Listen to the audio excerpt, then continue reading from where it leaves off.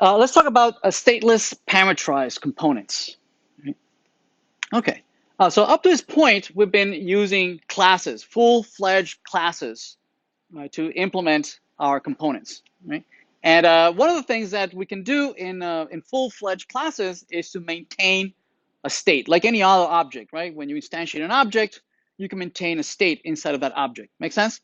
Right? So any variables that you declare in there, you can use setters and getters, and you can transition from one state to the other as you interact with the component. Make sense? You know, as you click buttons and whatnot, maybe it's a counter, right? You make the counter go up and down, whatever, right? It maintains state. Yes.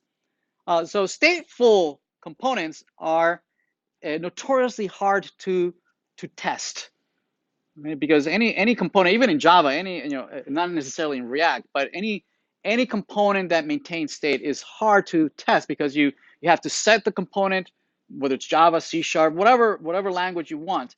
You have to set the instantiate. You can need to instantiate the object, put the object in the correct test state, and then run your battery of tests. Yes.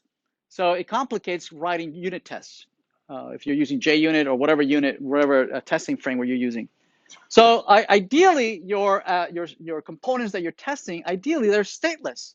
They don't have any state, right? Meaning that for the same set of inputs that you give to a stateless component, it's always going to give you the same output, right? This makes it so much easier to test a component, because 2 plus 2 is always going to be 4.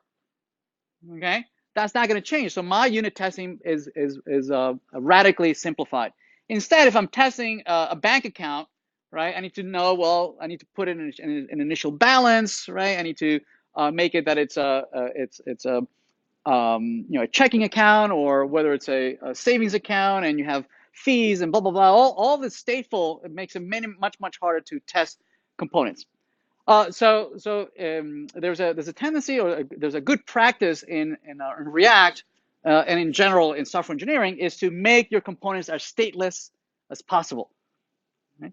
And in React, is actually very easy to create stateless components. Right? A stateless component in React is just a plain old function. Right? It's a plain old function. Right? It doesn't maintain any local variables. Right? It doesn't mutate. Right? It's only dependent on whatever you pass it from the outside. Right? You pass it 2 and you pass it 3, it'll add up, and it's always going to be 5. Right? It's not going to have any. It's not going to remember anything. So to create a stateless component in React, we have just a plain old function. Here's a function in using ES6. In ES6, we have a very terse new syntax for functions. Notice that we don't have even the function keyword anywhere. And so here the name of the function is called stateless. The signature of the parameter of the function is this inside of the parentheses. Those will be the functions of the the parameters of the function. And you still have the curly brackets, right? So this is often referred to the arrow syntax, the equal and then greater than. It's the arrow syntax of the functions. Yes, you can still use the old function syntax. That still works just the same, right? It's your plain old function. But this syntax is overtaking. It's becoming more and more popular. So I suggest you start becoming familiar with this new syntax because it's just popping everywhere. All right. So you still have curly brackets, and the curly brackets are somewhat. We'll see that in a minute that they are actually optional. Even the parentheses are optional, right? What they've tried here in the new syntax is to make it very, very terse, right? As to be less verbose as possible.